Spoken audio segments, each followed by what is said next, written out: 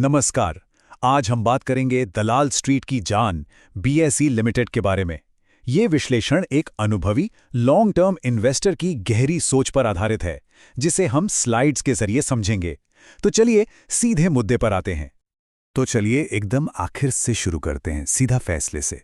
सलाह यह है कि अगर किसी के पास शेयर्स हैं तो होल्ड करें, और अगर खरीदने की सोच रहे हैं तो गिरावट का इंतजार करें।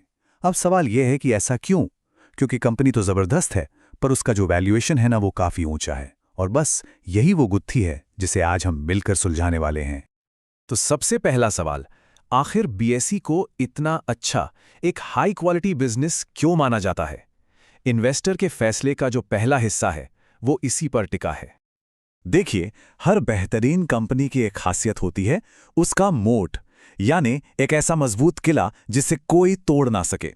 सोचिए, ये एक ऐसी दीवार है जिसे कोई कॉम्पिटिटर आसानी से पार नहीं कर सकता।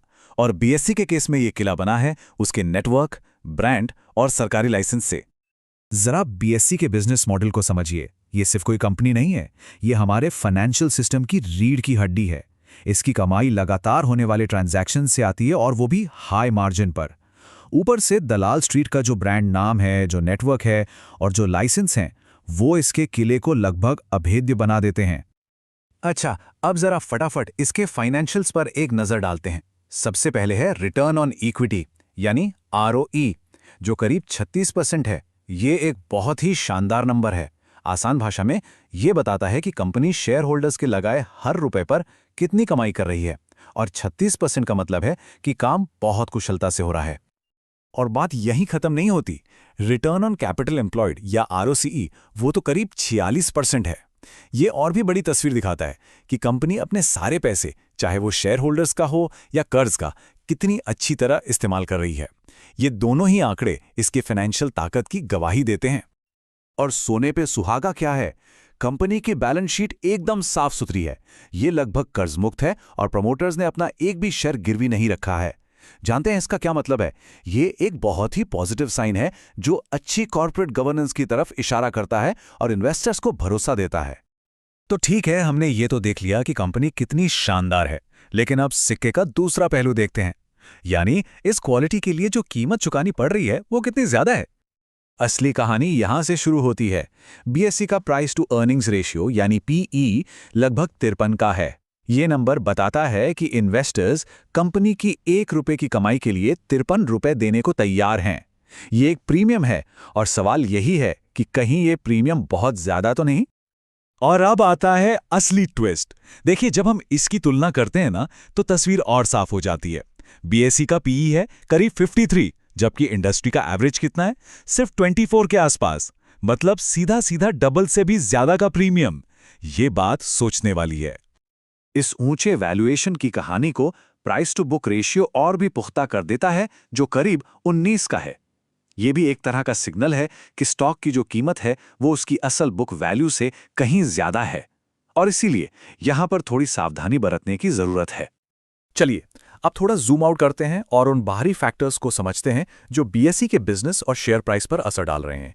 इसमें कुछ अच्छी बातें हैं तो कुछ चुनौतियां भी हैं। एक तरफ तो देखिए, आईपीओ मार्केट में जबरदस्त तेजी है।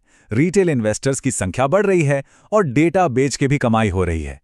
ये सब कंपनी के लिए अच्छी हवा की तरह है। लेकिन दूसरी तरफ सेबी के नियम कानून, एनएससी से तगड़ा कंपटीशन और मार्केट के उतार चढ़ाव का सीधा असर, ये सब चुनौतियां भी हैं। ये देखना भी काफी दिलचस्प है कि कंपनी में पैसा कौन लगा रहा है। जो विदेशी संस्थागत निवेशक हैं, यानी एफआईआईज, उनकी हिस्सेदारी बढ़कर लगभग 18% हो गई है। ये बढ़ते हुए भरोसे का संकेत है।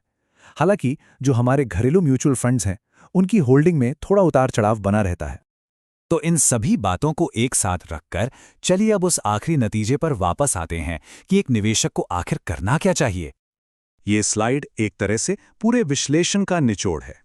एक तरफ देखिए, कंपनी कर्ज मुक्त है, रिटर्न शानदार हैं और बिजनेस को बड़ा करना आसान है।